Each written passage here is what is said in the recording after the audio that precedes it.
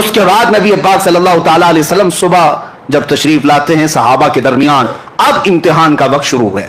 اس وقت سے جو امتحان شروع ہے امت کا، وہ آج تک چل رہا ہے اور قیامت تک چلے گا. معراج کا سفر ہر زمانے کا امتحان ہے، ہر زمانے کا. اب دیکھنا آج میں بیان کروں گا، کل کتنے ابو جہل نکلیں گے پتہ نہیں، اور کتنے صدیق اکبر کے چہتے نکلیں گے وہ بھی معلوم. وہاں امتحان تھا. اب حضور صلی اللہ علیہ وسلم اپنے معراج کا سفر بیان کرنے لگے. صحابہ بھی تھے، مکہ کے مشرکین بھی تھے، کفار بھی تھے. سب کے سامنے جب حضور نے بیان کیا، میں مسجد حرم سے بیت المقدس گیا. بیت المقدس تو سب کو پتا ہے، آسمانوں کا سفر اس وقت کوئی نہیں کیا تھا، لیکن بیت المقدس تو گئے. لیکن بظاہر نبی پاک صلی اللہ علیہ وسلم نے اپنی زندگی میں یعنی پیدل سفر کر کے کبھی حضور بیت المقدس ایک بار بھی نہیں گئے. صرف معراج کی رات گئے، اس سے پہلے بھی نہیں، اس کے بعد بھی کبھی گئے نہیں. حضور صلی اللہ تعالی علیہ وسلم ایک ہی بار معراج کے سفر میں بیت المقدس گئے.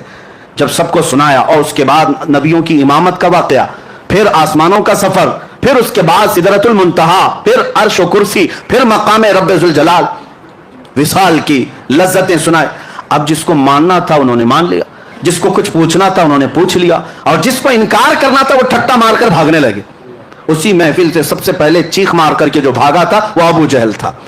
اس نے کہا کہ یہ سب من گھڑت قصے ہیں. اس نے برے برے الفاظ کہے کہ بہک گئے، دماغ میں فلاں آ گیا، فلاں آ گیا، اور نکل کر کے اس نے سوچا کہ اب یہ واقعہ بہت اچھا ہے ڈیمیج کرنے کے لیے. ہاں لوگوں کو بتاؤں گے دیکھو ایسے ایسے قصے بیان کر رہے ہیں، ہو ہی نہیں سکتا ایسے.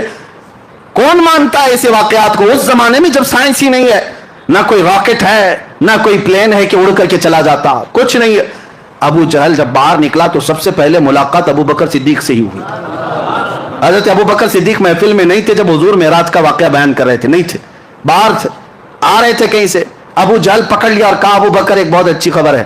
کہا کیا ہے؟ کہا مکہ میں ایک شخص آیا ہے اور وہ کہہ رہا ہے رات کے وقت وہ مسجد حرم سے اٹھا اور مسجد اقصی چلا گیا ایک ہی رات میں. کیا ایسا ممکن ہے؟ حضرت ابو بکر نے کہا ایسا کیسے ہو سکتا ہے؟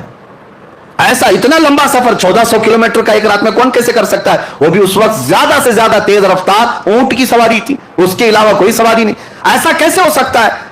تو ابو بکر صدیق نے جیسے ہی یہ جواب دیا ابو جہل ہنسنے لگ گیا زور سے.